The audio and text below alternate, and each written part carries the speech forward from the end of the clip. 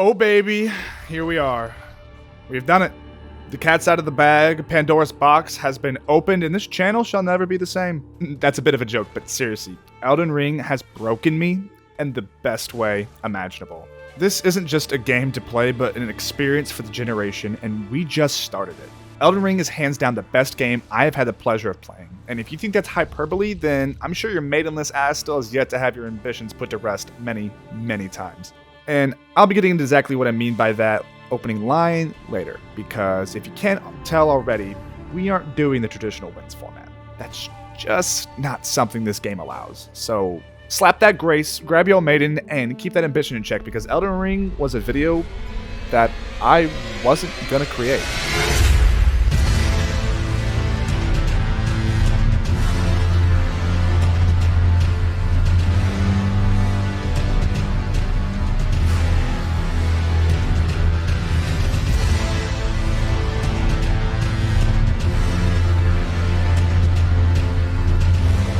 I actually wasn't even going to pick up Elden Ring because I knew I was going to love it and never be able to put it down. In between the upload schedule of this channel, it just wasn't a responsible choice.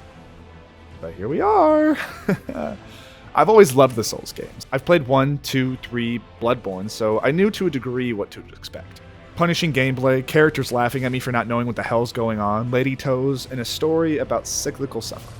What convinced me to hop into another world like this was actually because a friend of mine begged me to buy and play this game with him, and that was the first thing that blew my mind about Elden Ring. How the hell did this game sell 12 million copies in its first few weeks?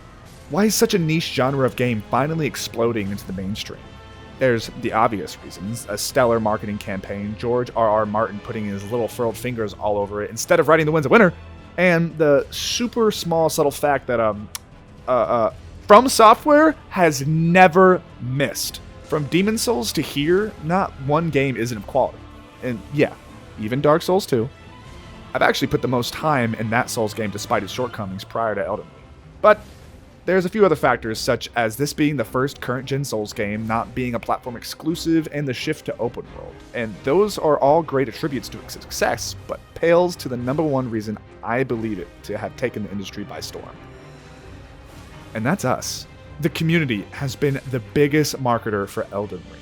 I wouldn't have touched this game if it wasn't for my friend hyping it up to me. The sheer word of mouth alone sold this game, and that's what happens when you have a developer that sticks to what they believe in and treats their audience with respect. From Software has cultivated the most loyal community I've seen in gaming. A community that every year hosts revisits to previous titles to repopulate the servers and have another go at some of the best memories they've made gaming. A community that I couldn't help but participate in. Between the memes, the videos, and volume of creativity this game has pulled out of people is like nothing I've seen since, and I hate to say it because it just works, Howard exists, but since Skyrim. And you can't tell me I'm wrong, because the Elden Ring subreddit reached over 1 million members in just a month. Fortnite didn't even reach that number as quickly. Not that it's a competition, of course, but it's a great comparison for perspective. Elden Ring came at the perfect time, I believe, in the industry as an indirect attack against the woes of modern gaming. And I think you know exactly what I mean by that. Think about everything we now expect out of our AAA games. Map markers, checklist of pointless tasks, incomplete, unpolished releases, and of course, being nickel and dimed through microtransactions the entire way. From Software rejects all of that. They always have rejected all of that and stay true to their roots, which is so simple that I think developers don't think this is the solution. You ready? Here it goes. Create a good product, don't overcomplicate it, and people will buy it. Such a shocker, I know. Ironic I say don't overcomplicate it as their stories are something else. But in all reality, it's not about creating a good game with simple core mechanics. It's that respect that they give us as the player. We aren't handheld through a single thing, and I'm not even really talking about gameplay difficulty. I'm talking about the entire experience, and it's something I've always loved about the Souls games as a genre. When I first heard Elden Ring was going to be an open world, I was not excited. We've all become so jaded with open world design as it's become so ubiquitous to the point of oversaturation and stifled creativity. And we all worried that the shift would drag down From Software's core game design. And boy, was I so happy to have never been so wrong in my entire life. Upon reflection, this shift was something that was always going to happen. Look at Dark Souls 1 in particular. That game is 100% a pseudo-open world, or Metrovania, depending on your perspective. never fully committing to the open world till the Four Lords boss rush. It's something that From Software has always understood but never felt the need to do it like many other games. I feel like they didn't want to commit to it just yet, as they really wanted to figure out how to do it right with how their games operate. And that goes back to modern gaming and chasing trends. We've seen time and time again studios shift their game to open world because they believe that's what we want and makes games good. Elden Ring finally makes that jump, but in a way that still honors their uncompromising vision of what they want their titles to be. And it's a big reminder of another darling of open world design, Breath of the Wild, where we're dropped in the world and they just say, figure it the fuck out. Just like with Breath of the Wild's goal of beat Ganon, our goal here is clear from the start: become Elden Lord. With that super simple framing, everything we do is in service of that goal, and nothing feels meaningless throughout our journey because of that. Another reason for this open world working is because of that non-hand-holdy nature of Souls games. You can go wherever you want, but you probably shouldn't. This is the benefit of a leveled world, which plays directly into progression of both player skill and EXP levels. And here's when we really start to see how beautifully woven this title is, as every single system put in place is all working together perfectly to deliver an experience we've never had before. At least, so well done. Progression has never felt so good in a Souls game, at least for me, because we were given so much agency we've never had before. The best examples are Tree Sentinel and Margit. We get clapped so quickly by them, are given the choice: get good, or just go somewhere else and farm up. This is why Elden Ring doesn't need an easy mode, because it does have one. It's called Get Over Leveled. We are the architects of our own experience in this game more than any other Souls title. Dark Souls 3? You must fight and kill Udix Gundyr without being able to level up. Or guess what? You don't get to play the rest of the game. Which we all know was the brutal barrier of entry that scared away most players.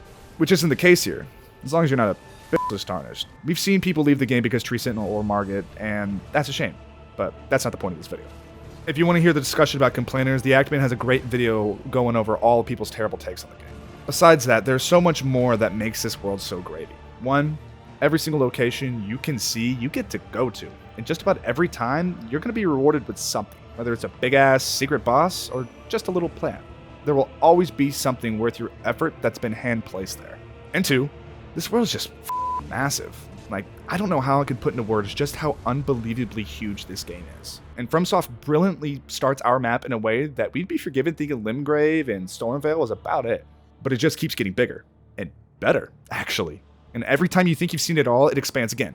And again. And then what? It goes underground, and now I'm in a floating rock castle off the coast, and oh, that beautiful golden city is just now inaccessible for the rest of the game? What is happening? It's a hard thing to have the patience to save your best work behind so much effort, such as Millennia, Azula, the end of the game, or just say f*** it and bury it all until New Game Plus. Hope you got everything you wanted from Lindell, because it's gone now.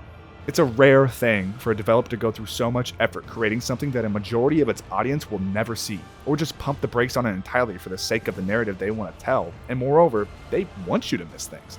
They make things hard to find, so one day on a replay, you might discover it or learn it through a friend or online. Again, From Software is uncompromising at every turn. Certain devs would shudder at the idea that after you beat the game, the entire open world isn't open for you to explore and be able to get every little item and see every encounter labored over for years. Furthermore, being upset by being forced in a New Game Plus to see everything isn't valid in my eyes. Games are pieces of art meant to be experienced in the way the artist intended, and to be angry or want to shift that intent to make you feel better is against everything art is.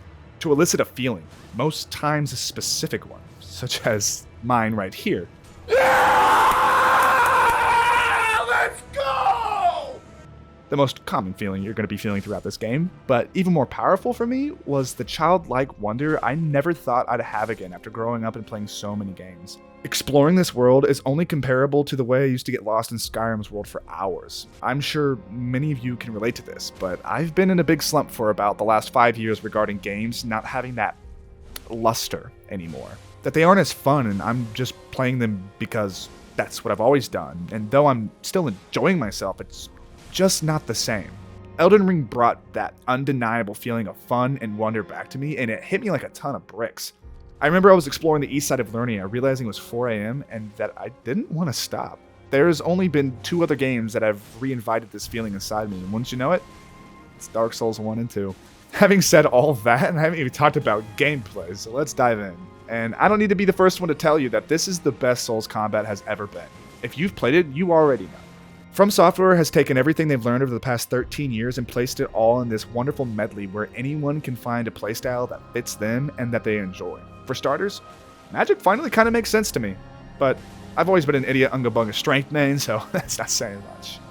We have all we've known from Dark Souls back, the quick and pace from Bloodborne, looking at you, Rot Lady and Line Gymnasts, and most importantly, the biggest mechanics from Sekiro, the guard counter, posture breaking, and the most monumentous, a jump button.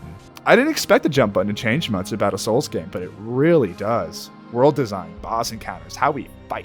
We don't get Azula without a jump button. We don't get the pleasure of jumping over attacks and feeling that rush of, did I just do that? The addition of something so small has ripples that changes the entire game.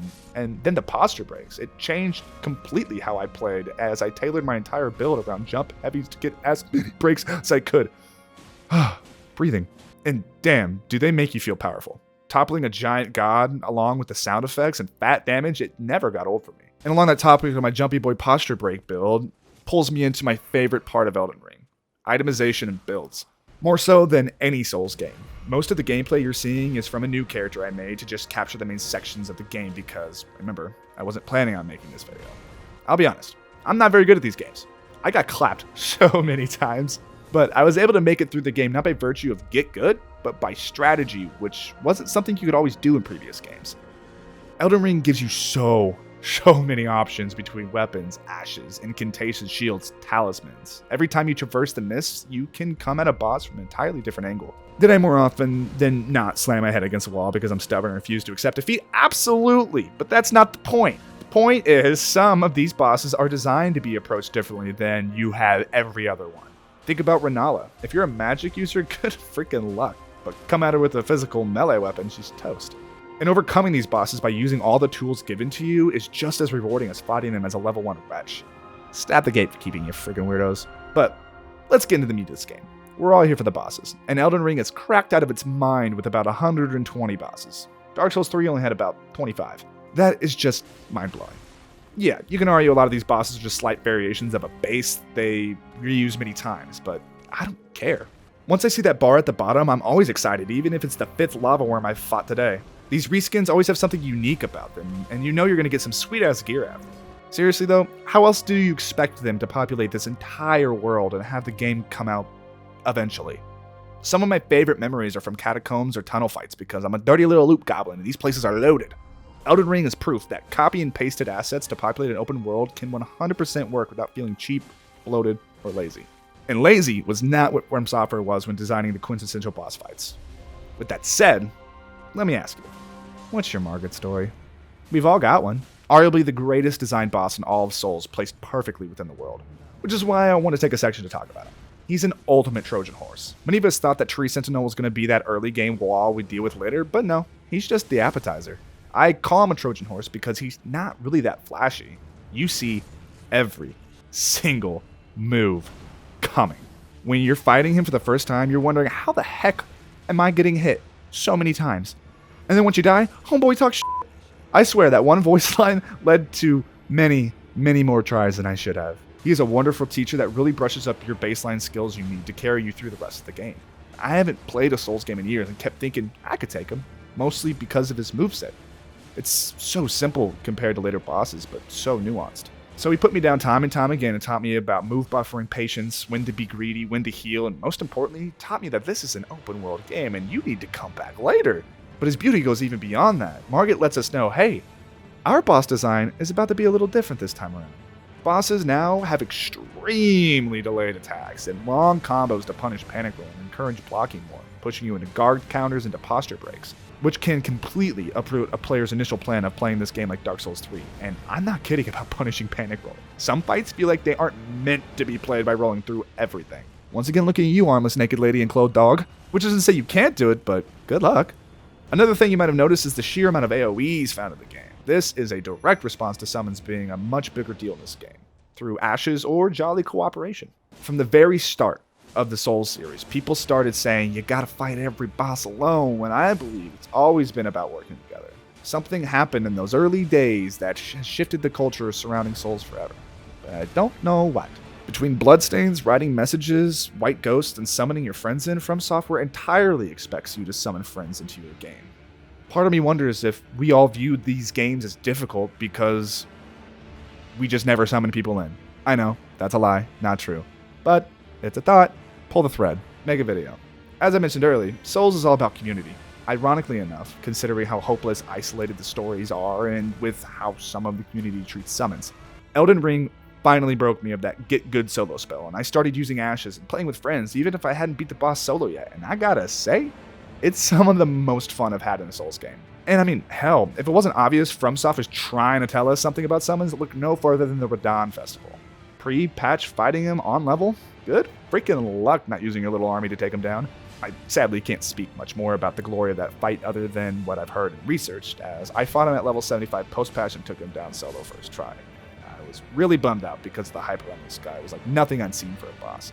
But that's on me though for taking my sweet freaking time. Anyway, there are an endless amount of things I can praise about this game, such as how smart it was for Raya Lucaria to come decently early in the game to push players towards magic, as those builds aren't as common, or how quests in this game really make you think and explore and use your noggin instead of just going to the marker and completing it. And maybe, just maybe, even that after fighting the final boss, there's an even harder one that really feels like a Sephiroth Kingdom Hearts nod through millennia. But that's just me. It was actually the reason I wasn't going to make a video about this game, because I knew no matter how big I decided to make it, I would never be able to cover everything or even see everything to cover it. But that one thing I keep coming back to that I want to talk about is that sense of community. I felt so strongly connected to all of you through our shared adversity. I wanted to do my part and add my experience to the well of other great videos on this platform.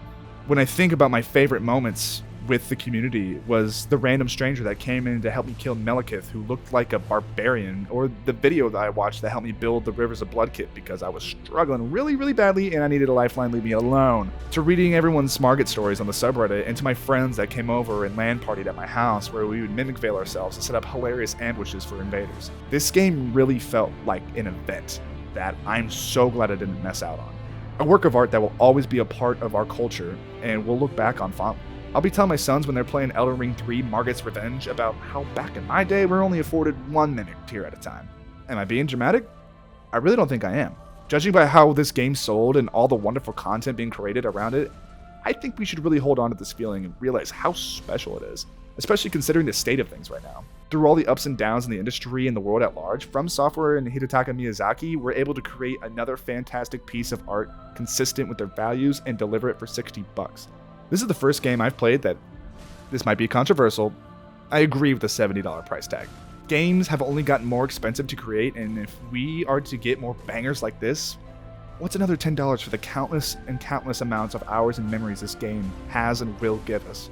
Elden Ring is a masterpiece through and through. Remember that line I said about how the game broke me in the best way imaginable? That's because after playing Elden Ring, I see this as the new gold standard for game developers. A team that is constantly trying to outdo themselves and create better and bigger projects, innovating on what works and dropping what doesn't. Something lost upon many developers, it seems. And I don't think there could be any higher praise than that. If you haven't already, go out and play this game. It will be hard. You will die. But I promise you, it will be the best game you've played in years. I think I'm done with Elden Ring for a time, as I've put almost 100 hours to it, and I know that's rookie numbers compared to some of you, but what I mean is, this is really just a tea break till I'm good and ready to re-experience the Lands Between again. This game, there's nothing else like it. And with that, remember everyone, drive the speed limit, drink some water, and love one another. Pizza.